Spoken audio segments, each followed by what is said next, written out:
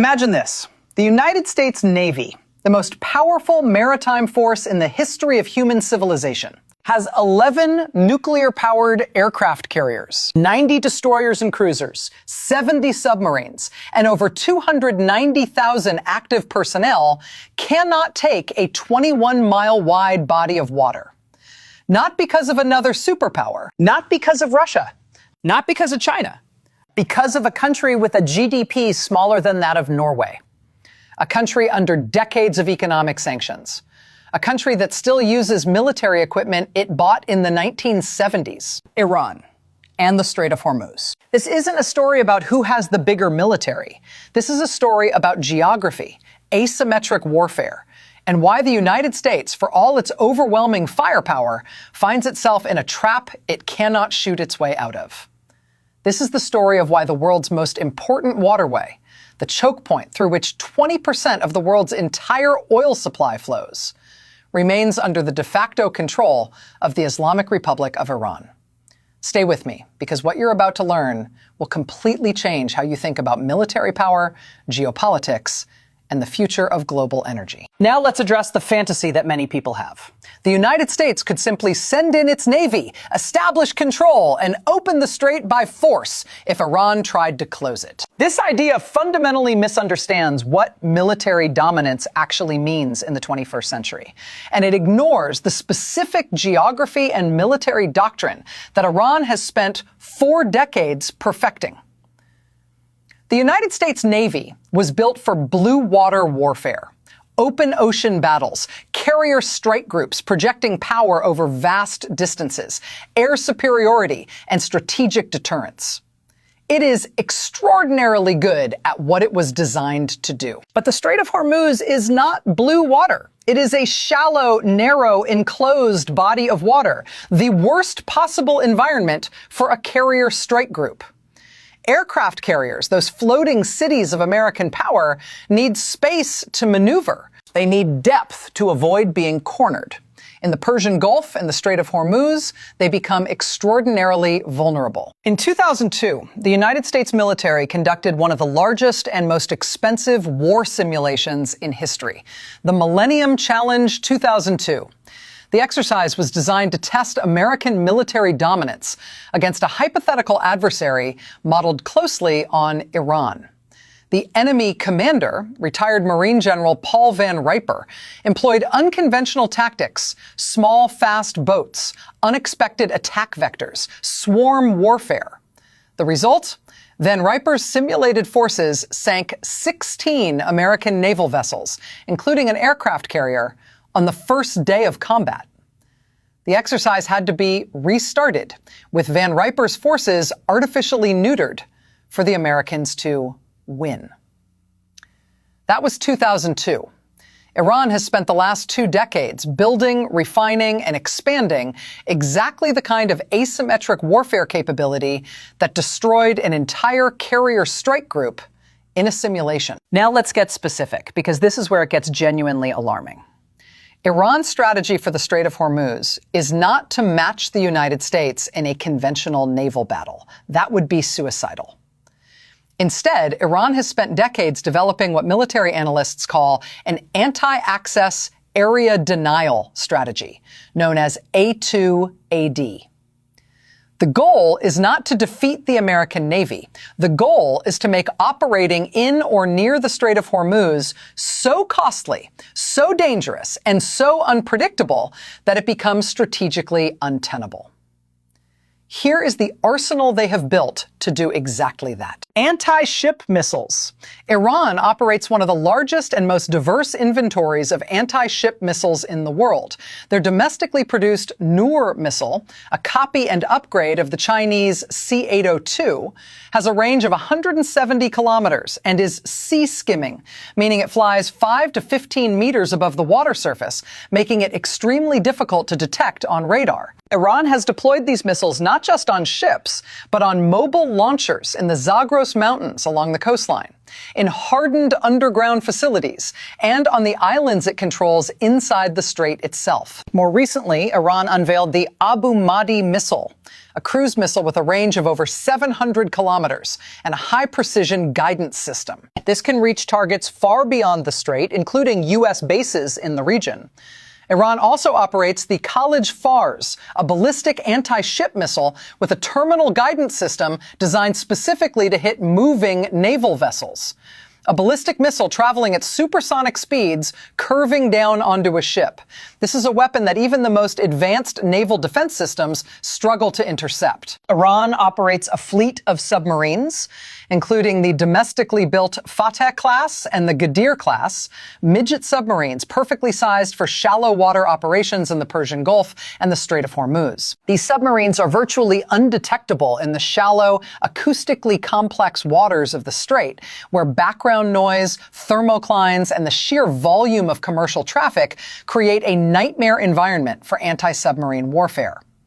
In 2015, an Iranian submarine successfully tracked a U.S. carrier strike group for an extended period without being detected, a demonstration of capability that sent shockwaves through the American naval establishment. The Islamic Revolutionary Guard Corps Navy, separate from Iran's conventional navy, specializes in exactly the kind of swarm tactics that destroyed Van Riper's fictional fleet in the 2002 war games. They operate hundreds of small, fast attack craft armed with rockets, torpedoes, and machine guns. These boats can achieve speeds of over 70 knots. They are cheap, disposable, and terrifying in swarms. The doctrine is simple and devastating. Overwhelm a ship's close-range defense systems by attacking from multiple directions simultaneously with dozens or hundreds of craft. No matter how advanced a warship's phalanx close-in weapon system or its missile defense suite, there is a limit to how many simultaneous targets it can track and engage. Iran is designed to exceed that limit. Iran possesses one of the largest and most sophisticated sea mine inventories in the world, estimated at over 5,000 mines of various types. These include sophisticated influence mines that can be triggered by the acoustic signature of specific ship types, contact mines, and rocket-propelled mines that can be deployed rapidly from surface vessels or submarines. Mining the Strait of Hormuz would not close it instantly, but clearing those mines would take weeks to months, even with the entire U.S. Navy committed to the task. Every day of mine-clearing operations would be conducted under constant threat of missile and swarm attack. Perhaps Iran's most rapidly advancing capability. Iran has developed an extensive drone warfare program, both for surveillance and for attack. Their Shahed series drones, adapted for naval warfare, can be launched in swarms from coastal positions or from vessels disguised as commercial craft. These drones have demonstrated their lethality in the Yemen conflict, where Houthi forces using Iranian-supplied drones have attacked oil infrastructure across the region with devastating precision. Iran has also demonstrated the ability to deploy long-range attack drones to harass shipping throughout the Persian Gulf. Along Iran's entire coastline bordering the strait, Iran has deployed layered coastal defense batteries, combining anti-ship missiles, air defense systems, and conventional artillery. These are dispersed, hardened, and in many cases mobile, making them extremely difficult to destroy in a preemptive strike.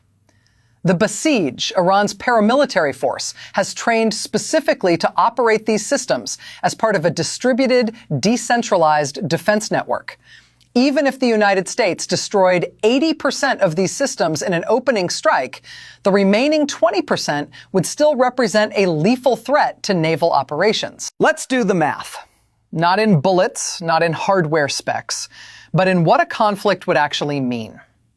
To establish military control of the Strait of Hormuz, the United States would need to destroy Iran's coastal missile batteries, neutralize its submarine fleet, clear thousands of sea mines, defeat swarm attack forces, suppress drone attacks, and maintain all of this continuously, because Iran would reconstitute its capabilities as fast as they were destroyed. All of this would have to happen in one of the most hostile operating environments on Earth for a conventional navy. All of it under constant threat.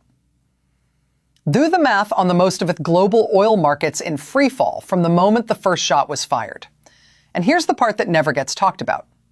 Even if the United States successfully executed all of that, and it would be the most expensive, bloody, and complex military operation since World War II, it still wouldn't own the strait. It would own the water. Iran would still be on the shore. Its missiles would still be in the mountains. Its drones would still be flying. The fight would never end. This is the trap. You cannot occupy a body of water. You cannot hold a strait militarily when a hostile power controls both coastlines and has buried its weapons in mountains you cannot fully neutralize. Military experts call this the porcupine strategy. Iran doesn't need to win. It just needs to make the cost of winning unacceptable to its adversary. The Strait of Hormuz is a narrow waterway situated between Iran to the north and Oman and the United Arab Emirates to the south. At its narrowest point, the shipping lane is just 2 miles wide in each direction. 2 miles. That's narrower than Manhattan Island. Through those 2-mile wide lanes, every single day, tankers carry between 17 and 21 million barrels of oil. That represents roughly 20 to 21% of the world's total petroleum liquids consumption. Japan gets 87% of its oil imports through this strait. South Korea, 78%. China, 40%. India, 60%. Even the United States, despite its domestic energy boom, has allies and trading partners whose entire economies depend on this waterway staying open. Close the Strait of Hormuz, and within weeks, you would trigger the most catastrophic global economic crisis since the 1970s oil shock, except 10 times worse. Global oil prices would surge past $200 per barrel. Supply chains would collapse. Industries would shut down. Governments would face mass civil unrest. This is not just a military asset. It is a weapon of mass economic destruction. And Iran is sitting right on top of it. Iran's coastline runs along the entire northern edge of the strait. Its territory literally overlooks the shipping lanes. The Tunb Islands and Abu Musa Island, strategically located in the middle of the strait, are controlled by Iran, giving it forward-positioned military real estate directly in the path of tanker traffic. From Iranian shores to the center of the shipping lane is less than 25 miles, a distance that modern missiles can cover in under 2 minutes. So what does this all mean? It means that military power, real military power in the 21st century, is not about who has the biggest ships or the most nuclear warheads. It's about geography. It's about asymmetry. It's about understanding what kind of war your enemy is actually prepared to fight and recognizing when you are standing at the entrance to a trap. Iran has spent 4 decades building the perfect trap. A 21-mile-wide trap lined with missiles, mines, submarines, swarms, and drones. A trap that, if triggered, would not just destroy naval assets, it would destroy the global economy, destabilize every American ally in the Middle East, and hand America's geopolitical rivals the greatest gift they could ever receive. The United States cannot take the Strait of Hormuz, not because its military isn't powerful enough, but because taking it is impossible without costs that no rational nation would ever willingly pay. The Strait of Hormuz is Iran's trump card, and everyone in Washington knows it. The real question is not whether America can take the strait. The real question is, what happens on the day Iran decides to actually play that card? That is the conversation the world needs to be having.